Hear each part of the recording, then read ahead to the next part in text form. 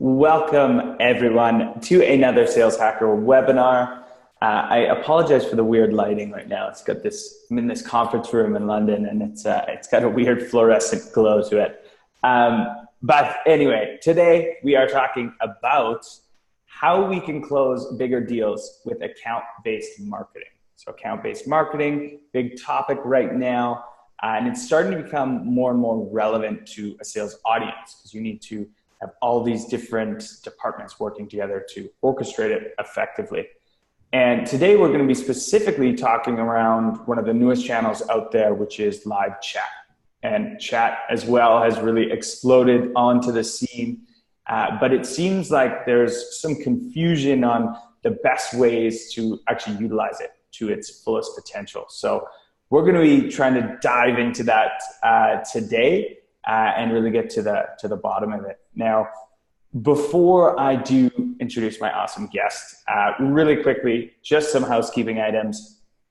Number one, all Sales Hacker webinars are recorded. So we usually send them out about 24 hours after. So if you don't get it right away, don't worry, it is coming. We actually have a YouTube channel that you can check them all out, actually. Number two is, if you've ever been on a Sales Hacker webinar, you know that this is for the community. We do these for the sales audience and the community. So if you have any burning questions that is relevant to what we're discussing, make sure that you hop on. There is a little Q&A section at the bottom there. Let us know your name, your title, and your question, and we'll do our best to answer them as we go. And we've left a little 10-minute window at the end to run through some more Q&A. But now I've got that out of the way, I want to introduce my amazing guest. I am joined by Maya Sykes. Maya, welcome to the community. Oh, yeah, thanks for having me today. Super excited to chat with you. And this is going to be a bit of a different discussion than sometimes we have on Sales Hacker. So a little bit about Maya. So Maya is actually a member of the demand gen team at Intercom. For those not familiar with Intercom, it's one of the fastest growing customer messaging platforms for internet businesses. The fastest. Yes. Not one, the fastest. And Maya kind of strategically applies her iterative insights to her integrated marketing campaigns to spur growth and increased sales is what we all want. And before Intercom, I thought it was really cool. You actually worked in experiential marketing, where you launched activation and retention event marketing initiatives across the US, which is really cool. So what is experiential marketing? Is that when Bud Light throws a beach themed party at a bar or something? Is that am I in the right vein or not at all?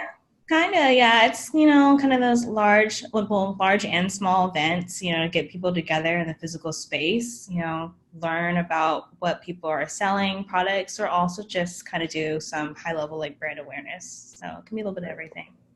I love it. And so I get to pick your brain before this a little bit. And so you're obviously pursuing your tech career, but you got a lot of passions from the sounds of it, which is really cool. Found out that you're getting your yoga teaching certification, yes. Which is amazing. Yeah. I wish we had time to guide us all through some yoga here, but maybe another time. And you actually had marketing for the first Black Joy parade in the US, which is really cool. When did that take place, or is that taking place? Yeah, so it started about 2 years ago. We're right now in the process of planning our third year. Last year we had 18,000 people come. It's in downtown Oakland, and we had T-Pain perform. So wow. It's one of my passions, and I head up the marketing for it. That's amazing. 18,000 people. Yeah. We did an event for 2,500, and it was so difficult to pull off. So I couldn't imagine doing 18,000. Lots going on there for sure. All right, but let's dive into it. So this is Sales Hacker. So we've got a lot of sales folks joining us today. And I think everyone can just think of this as kind of this rare chance to dive into the head of a marketer, that person who's actually sending you all over those leads. and perhaps, employ some of those tactics to make you a better seller. I know personally myself, I kind of went through this transition of sales guy to a marketer, and now I wear all these different hats, and it just helped me tremendously. So excited for this conversation. And here's what we're going to be discussing today. So number one, why account-based marketing is impactful for any business across the board. You need to be thinking about this. If your company is not, maybe you should be the one spearheading it. Number two, why live chat and chat automation should be key parts of every ABM strategy. And then we'll go in and actually give some examples of how are people using this to boost ABM performance. And then, as mentioned before, we'll do a bit of a Q&A and wrapping up with some questions. But yeah, without further ado, let's kind of set the stage as we go. So what is this account-based marketing thing, and why as a salesperson or a sales leader should I be thinking about it? Yeah. So what is account-based marketing? So account-based marketing, or ABM for short, focuses on the individual account, and I'll dive into that in a bit. So if you can see on the left side, you can look at the traditional funnel. We're all pretty familiar with it, right? You're doing general, broad awareness. A lot of different people are coming to your website. Then you start to nurture and engage all those different flavors of companies and people. From there, you're identifying the high value accounts, maybe by like an SDR or something like that, and then you're converting them, you're close wanting those deals. Now that takes a lot of time, if you can imagine. So ABM kind of flips that on its head, and you start with identifying a few high value accounts. So take this example. Let's say that Intercom wants Google to be, to buy Intercom. Everything that we do will be hyper focused to what Google is and Google's needs. So how can we solve Google's problems through Intercom? You'll take that language, you'll take those marketing and sales initiatives, y'all kind of will work together to kind of spin this up. You'll nurture, engage, convert, and build long-term relationships. So that's like, upsell, cross-sell, maybe working with an RM, all of that. So it's flipping the traditional marketing funnel on its head. And ultimately, it's going to most likely help you get to those bigger size companies that have more complex buying structures a lot quicker. Mm-hmm. You know what's super interesting about ABM and this here is, sales folks for a long time have almost been taking this account-based approach, right? That is what a good seller will typically do. It's this one-to-one approach. And it's kind of like marketing is now like, okay, that's working, but how do we now do that at scale? So that's really how I see it, which is really interesting. Yeah, that's exactly it. And I'll dive a little bit more into that too. Awesome. So here, this is just kind of like underscoring what I just mentioned, right? On the left-hand side, you're casting a wide net, right? This is that traditional marketing funnel. You're doing a lot of generic activities. You're getting a mix of accounts. And then after that, you have to kind of shift the leads, the good and the bad. And again, that takes a lot of time and effort. And you're probably going to have a larger sales team in order to do all that. On the right-hand side, that's like the spear. You're very targeted with your language. You're very targeted with the accounts that you want, and helps you move through the funnel faster. You don't have to score, you don't have to qualify, you don't have to sift through all the noise. You know exactly who you're talking to, and you know exactly who you want to sell to. But there are tons of different motions of ABM. This is mixing in the sales and the marketing together. So you could do things like targeted ads.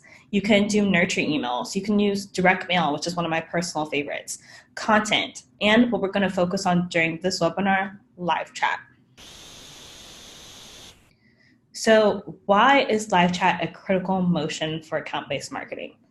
So as you can see on the slide, this is an example of a live chat business messenger. This happens to be Intercoms, but there's many different types of live chat messengers or companies that you can look into. I'll just be using some Intercom as a reference because I work at Intercom, but there's a lot of different ones that you can use. Yeah. So live chat is a critical motion for ABM because it helps you do personalized selling at scale even more. And that's because, pardon me, I'm a little sick.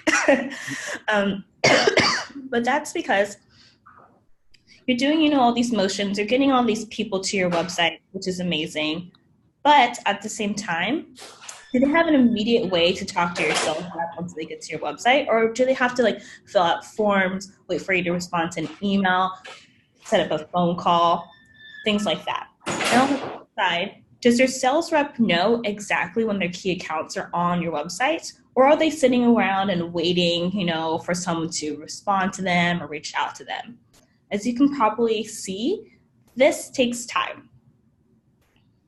And I know sorry to jump in there. Go ahead. Like, I guess it was 2 weeks ago now, I was looking for, it was like a third-party live streaming solution, and I needed it like yesterday. And I filled out a form, and it's just like how we're conditioned to buy now from like the B2C world that I couldn't wait. I was like immediately like looking on LinkedIn. I was like, who do I know from this company? I pinged their VP of sales, pinged their VP of marketing. I was like, hey, I sent in a form. It was only 2 minutes ago, but no one's come back to me. Like, I'm ready to go, And so this is super interesting because I know, I can't be the only one that feels that way, that, the immediacy of your issues and your challenges, you want them fixed right away. So this plays right into that.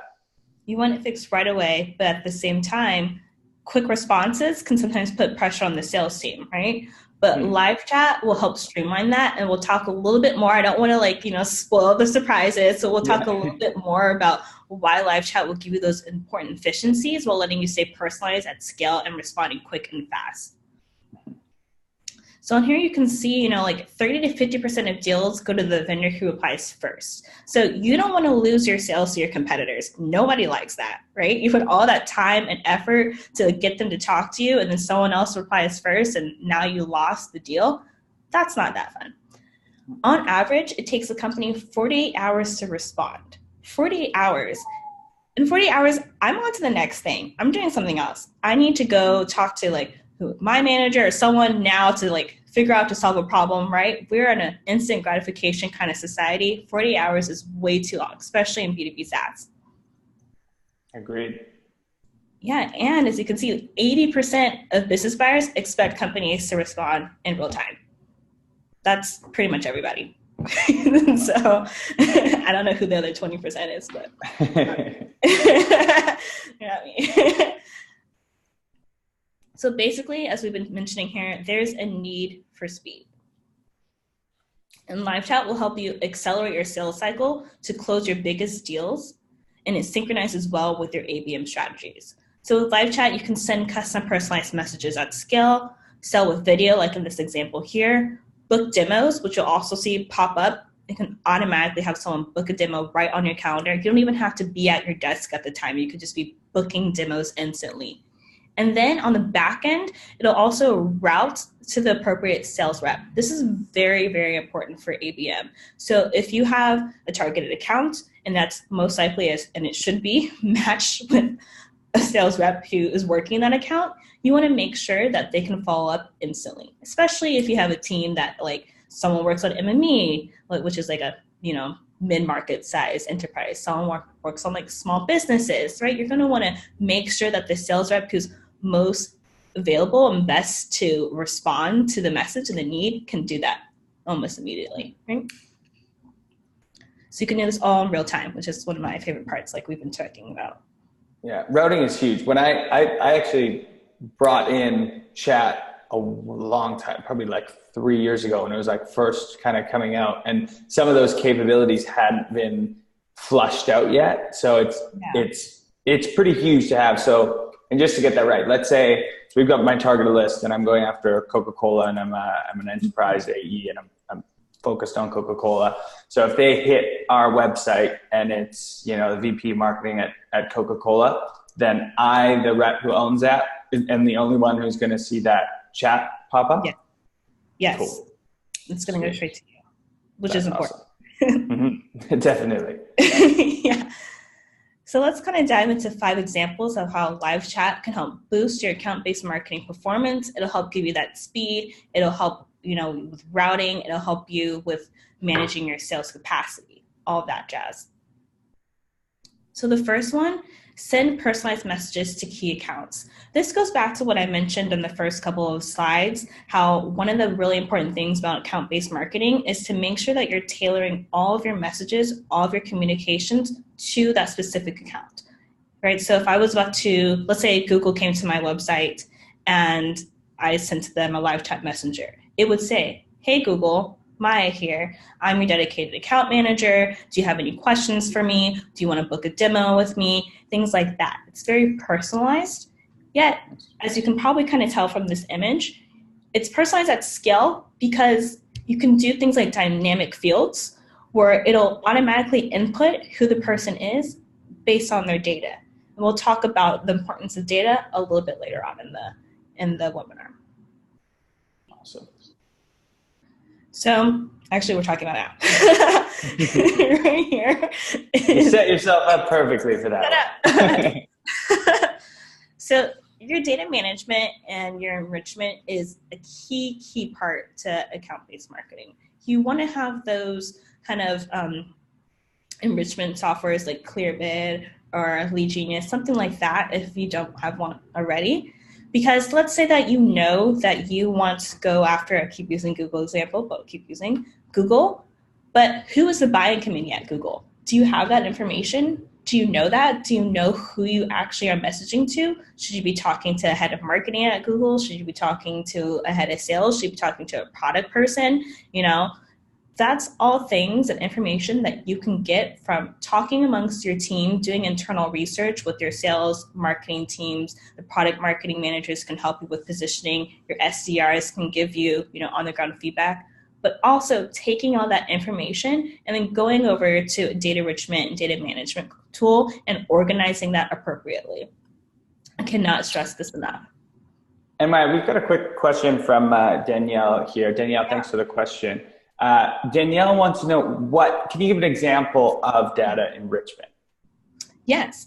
So one example could be, I'm going to use direct mail as an example, if that's okay. That's a different motion for ABM, but I think this is a very clean and easy kind of example to kind of go through. So let's say, again, Google, I want to sell to Google. Google has multiple different offices. Let's say that I want to do direct mail, which is sending a custom targeted mail package as part of your ABM initiatives, but I'm not sure which office to send it to. I kind of have an idea, but I'm not positive. That's where things like data enrichment can kind of come to play and be like, hey, so this office over here is the sales office. This is where you're going to want to send this package to. So that's one example. Another example of data enrichment will also be things like, do you have the correct email address? Do you have the correct information? Is this company actually the correct company that you want to go after? Sometimes you want to look into stuff and this is stuff that you can all find online, but right. Find it at scale, right? Let's say that you decide that you want to start kind of moving up market. So you're looking for those mid-level or enterprise companies. Well, who are they? Data enrichment and data tools will kind of help you find that and organize that appropriately so that you can then go and put certain representatives to certain accounts and so on and so forth. Did that answer the question? Totally. Yeah. No, that was awesome. Yeah. So yeah, there's a lot of things you can do with data. It's the world we live in now. Okay. I'm going to go ahead and hop to the next slide. So another thing that you can do with live chat, and we've kind of touched on this before, is automatically route leads to the right sales representative. And in this example that I have here on the slide, we're actually also utilizing the power of chatbots and automation, where when you pop up a message, someone can actually click who they are or what they're doing. Are they ready to buy? Are they just browsing? Things like that. Let's say they click, they're just browsing, they're just looking around. Then you can actually nurture them a little bit more and maybe send them a custom marketing, guide, like a white paper, a book, something tailored to that company's needs. So this is something that I really like. You can automatically route to the salesperson, like I mentioned, or if at that time, route to anything else to help warm them up, and then route them back to the salesperson. So there's a lot that you can do with routing. Love it.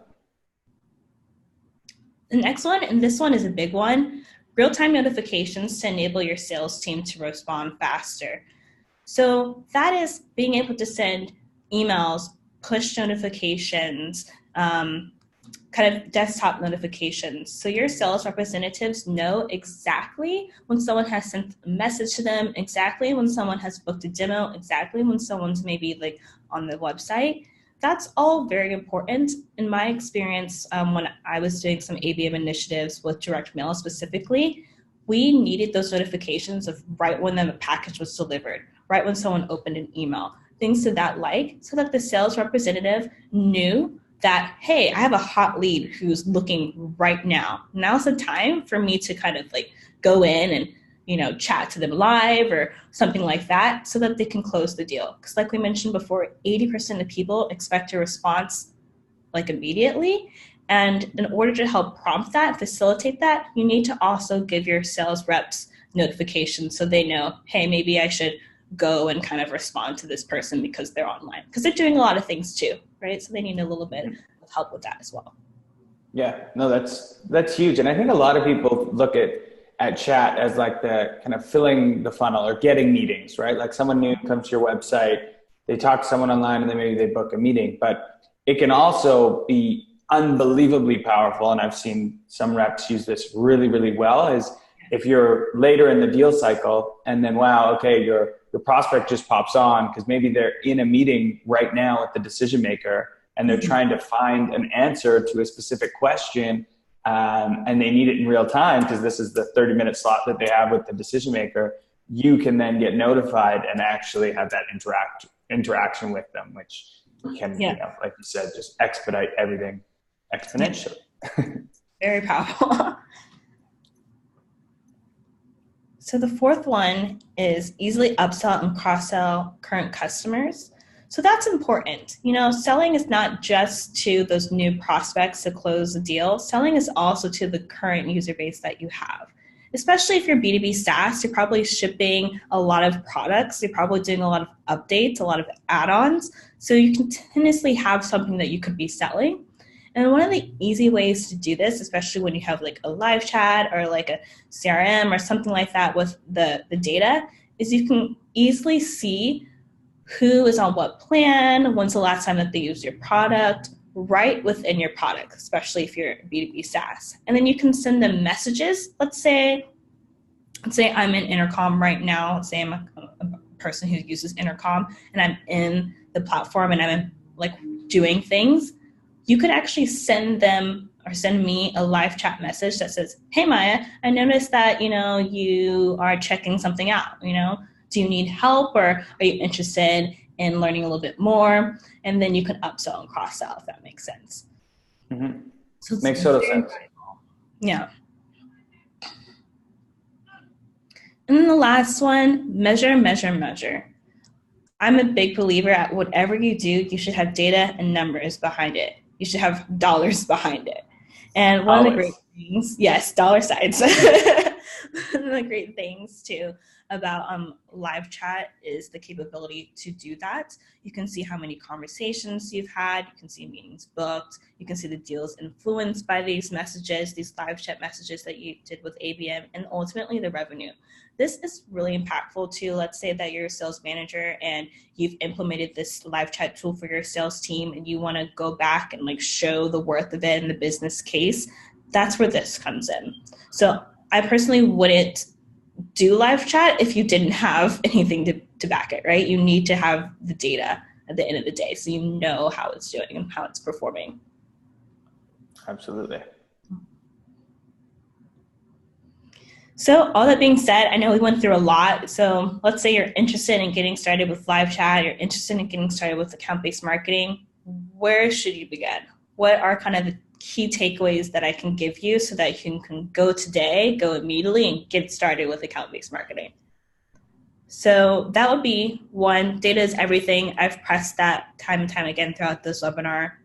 Two, the sales and marketing coordination, that's key. I would, before you kind of start your ABM, I would sit down in a room with all your sales and marketing leaders and notable people who will be doing, the messages, things like that, and kind of map out like maybe a 30, 60, 90 plan. There's so many different motions that you can do with ABM. Like you could do ads, direct mail, live chat, like we pressed during this webinar. You're going to want to sit down and kind of choose what is best and right for you. And then third, integrations are key. We have a couple of integrations that you can see on the side: Clearbit, Marketo, Salesforce, HubSpot, Google Analytics, and Pipedrive. You're going to want to make sure that whatever your ABM motion is and your live chat motion is, that it's integrated with all of the tools and systems that you use. Real-time data helps with real-time sales is basically kind of my motto. Totally. Yeah, so that's pretty much what I more so had for y'all today. I want to see if there's anything else, Scott, that you want to mention, or we can go to Q&A. Absolutely. Well, that was awesome, and we've got a lot of questions here, so it's definitely a topic that people that's top of mind. So let's dive straight into them. We'll try and get through as many as we can here. So the first one, this was going back to kind of what we were talking about around direct mail, and I know you kind of spearheaded the entire, direct mail ABM approach at Intercom. So you're definitely the one to answer this. So with the data enrichment for direct mail, is there an address hygiene component? If so, what vendor or provider would you use or did you use? Yeah, so address hygiene is key. What I would do is, if you're kind of dabbling with direct mail, because direct mail can be expensive, to be honest, I would start with kind of a small test. I would use different vendors, maybe like Lead Genius or Clearbit. There's a couple of others too. There's a lot out there, but maybe kind of start with those. I would either get, addresses from them or, use your own database and have them verify. Send out a small batch of packages, maybe do 1 or 2 rounds or so of that, and then kind of come back and see how many of those were actually delivered. And how you know that is by obviously the delivery notifications, was any of them refused or wrong address. And 2, by your sales team. They'll come back to you and say, hey, this package actually didn't get accepted. And there could be reasons like, oh, the person actually works from home the whole entire time, right? So they're never going to get the package, things like that. But then tabulate that and then come up with your confidence score. It's never going to be 100%. So what are you comfortable with as a business? Are you comfortable with a 90% hit rate? Are you comfortable with a 95% rate? What do you want? And then after that, go back and re-strategize. Yeah, I think it's a great answer. And yeah, you never want those undeliverable. If you're doing that en masse, it can be, like you said, expensive. And I know there is a ton of, so that's the enrichment side. And then I know there's a ton of vendors on the other side that can help you actually facilitate and track the packages, like the Sendosos of the world, the Alice's, and those companies as well that are awesome. Okay, and then here's another question from Paul. Paul, thank you for the questions. So this is for, I think this is actually when we were kind of looking at the Intercom kind of platform a little bit, and we were talking about notifications. Yes. Do the notifications just identify the company or the person also? I think it's more so on the company level. I'd have to probably actually dive down on that a little bit more. But I think at the same time, if you are a sales rep and you have a company, you should hopefully know who your key buyers are. And they hopefully shouldn't be 20 plus people, the key decision makers. So even if the notification is just the company, you should possibly have an idea when you go, when the rep goes back to their book, that it's 1 of 5 people or so. Yeah. And also depends on your data that you have. Totally. Yeah. I think it goes on the company level. And then I think if they're in and I may be mistaken, but if they're in your CRM, you have the data, then it will go on the company or the person level. Sorry. Yes. Awesome. And okay, so we got a few more questions here. So here's a good one from Sam. Sam, thank you for the question. What are some mistakes? He's putting me on the hot seat here. What are some mistakes you made when implementing ABM? Oh, yeah. Oh, sorry. No problem. The first one actually kind of alludes to the first question about the whole data hygiene, and also through your timing. So for me personally, the data hygiene side took longer than I had scoped for some of my projects. So if you're doing ABM for the first time, and that's like data hygiene is a new motion for you, you may want to actually kind of like, as you're planning when your go live is or things like that, you may want to give yourself some extra time, because that's really important, right? You end up wasting money if you're not sending things to the right people or the right location or talking to the right people. So that's something that you really want to take time into upfront. Yeah. Definitely. I think you really, in an ABM approach, you live and die by the data integrity, right? Like if you can do all the most complex motions on all these different channels, but if what you're starting with is a wrong assumption of data, then you're going to just set yourself up for failure. So I think that was definitely a good learning. And here's just more of a comment. And Lydia, I like this. It's a smart approach, but her comment is, why would you send out something without first confirming the delivery address? Lydia thinks that could be a missed opportunity to actually engage that prospect, which is a good point. But sometimes it's not possible to get confirmation, I imagine, for each and every person that you're going to send something to. Did you guys try and get confirmation? Yeah, there's also two different approaches, right?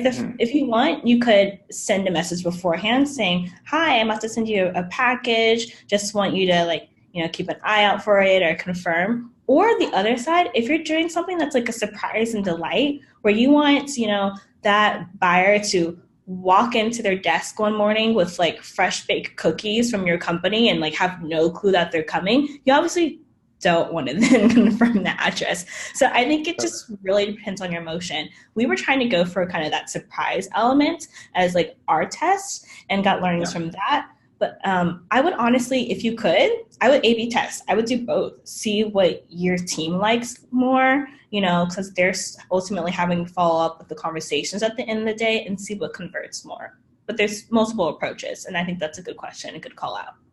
Totally. I love it. Always going back to the data. I love it. All right. So here's the last question, and keep them coming if there are, but we've got one from Nick. What technologies do you use at Intercom to support your ABM strategy? Yeah, we use a fair amount. One, we use Intercom, to be honest. We use our ABM and live chat capabilities. Two, for direct mail, one important thing with direct mail is like getting the direct mail. So there's a couple like printers in the Bay Area that we use. I recommend direct mail specifically if you are printing or like packaging something and you're doing it for the first time, choose a vendor that's close or that you really trust so that you can do quality control, because ultimately like that is your name out there. So that's important. They can be local. They don't have to be like, super well known, but I would start with someone who's kind of close to home. For data enrichment, we have integrations with Clearbit. So that's something as well that can be used. There's a lot of different things out there. Love it. Amazing. All right. That looks like, let me see. That takes us to the end. That's awesome. Well, Maya, thank you so much. You are an absolute wealth of knowledge. Really enjoyed hanging out with you for the last 40 minutes or so. And if people want to get in touch, they want to learn more about Intercom, what you guys are doing, they like what they hear, what's the best way to do that? Yeah, if you want to learn more about Intercom, I recommend obviously going to our website, or we have like a wonderful blog where we post things like I think almost daily about thought leadership. And then if you want to get in touch with me, if you have any questions, feel free just to go to my LinkedIn. It's Maya Sykes. There's not that many people with my first and last name, so it's pretty easy to find me. So those are great ways to get started. Perfect. Awesome, Maya. Well, thank you again. And everyone who joined us, thank you for the great engagement. That was an awesome conversation.